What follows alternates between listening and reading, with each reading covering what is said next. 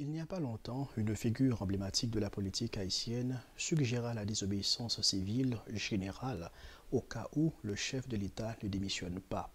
Ce faisant, il précise que tous les fonctionnaires, du public comme du privé, doivent cesser toute activité en signe de protestation contre un gouvernement totalitaire en dérive. Bien sûr, c'est une stratégie qui a pour but d'asphyxier le pouvoir et provoquer son effondrement rapide. Mais si la Bible ordonne de se soumettre aux autorités établies, peut-on, chrétien, parler de désobéissance civile? La désobéissance civile se définit comme le fait de refuser de manière assumée et publique d'obéir à une loi, un règlement ou un pouvoir jugé injuste de manière pacifique. C'est de la résistance sans violence dans le but de l'abrogation ou l'amendement de ces lois ou encore dans le but de forcer l'État à un comportement moins tyrannique mais plus serviteur. Les deux grands champions de la désobéissance civile au cours du XXe siècle furent sans doute Gandhi et Martin Luther King Jr. De 1858 à 1957, l'Inde fut une colonie anglaise opprimée et surexploitée. Gandhi, appelé aussi l'apôtre de la désobéissance civile, trouve inhumain, voire déshumanisant, les actions du gouvernement britannique en Inde et organisa des mouvements pacifiques de désobéissance civile comme la fameuse marche du sel en 1938 et la campagne Quit India, quitter l'Inde en août 1942, qui ont contribué au retrait des Anglais en Inde et à l'indépendance du pays. Et plus tard, inspiré de Gandhi, le pasteur Martin Luther King a lancé des mouvements de manifestation non violentes aux États-Unis pour que les Noirs puissent jouir de leurs droits civiques au même titre que les Blancs. Ces mouvements vont porter le président Lyndon Johnson à réviser certaines lois et scier le projet sur les droits civiques pour mettre fin à la ségrégation le 2 juillet 1964.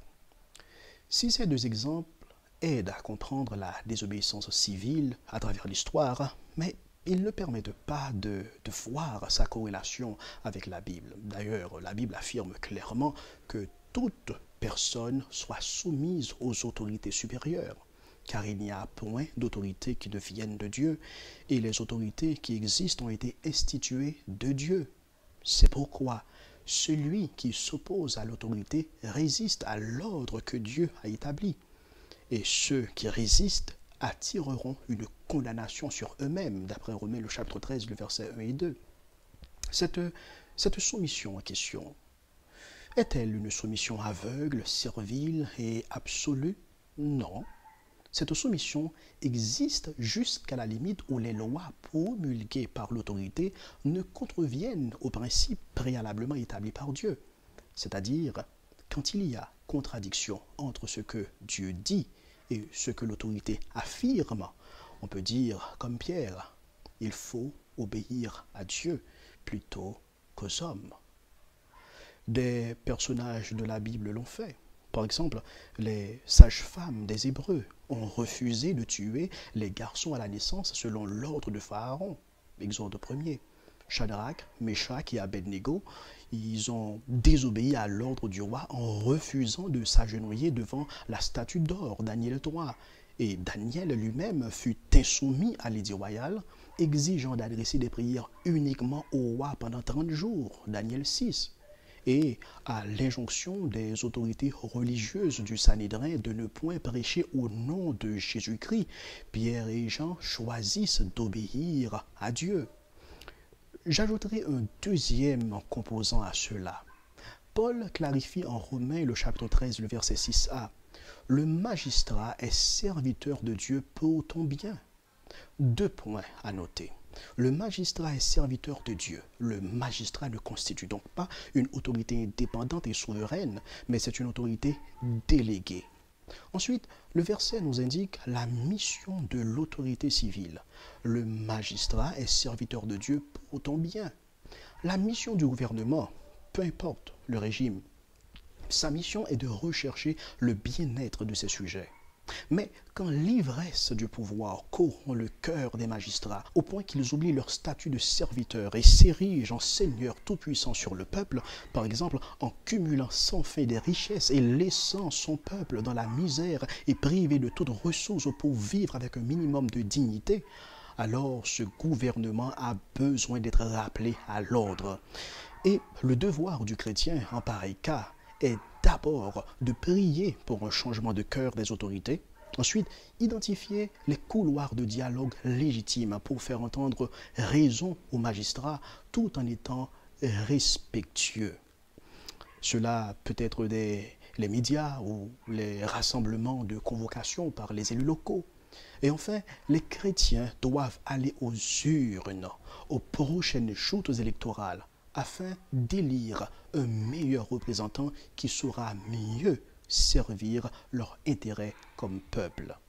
Et si non content de notre démarche, le gouvernement décide de nous poursuivre ou de nous persécuter, dans ce cas, nous avons trois alternatives. Nous pouvons prendre la voie de la justice pour freiner et redresser ce que nous percevons être un abus, tout en témoignant du respect, soit verbalement, soit par notre attitude, le long de la démarche. Ou encore, nous pouvons fuir temporairement si la défense légale n'est pas possible. Maintenant, si ni l'un ni l'autre de ces moyens n'existe, alors nous n'avons d'autre choix que de devoir choisir de subir volontairement et sans violence les conséquences de nos choix, comme Daniel l'a fait, tout en sachant que nous avons agi justement devant Dieu et devant notre conscience. En résumé, si le gouvernement nous demande de désobéir à Dieu ou notre conscience chrétienne, nous nous soumettrons toujours et avant tout à Dieu. Si le gouvernement renonce à sa mission donnée par Dieu et devient abusif en dominant sur le peuple, nous prierons et nous nous opposerons à ces dérives uniquement par des moyens légaux. Et si le gouvernement nous attaque pour notre position, nous ferons recours en justice. Nous pourrons fuir temporairement ou encore nous accepterons courageusement de faire face aux conséquences de nos choix selon ce qui est décidé par les autorités. La désobéissance civile est-elle biblique? Je pense que vous avez trouvé la réponse à cette question, n'est-ce pas? Je suis Jean-Gary Auguste pour En Famille.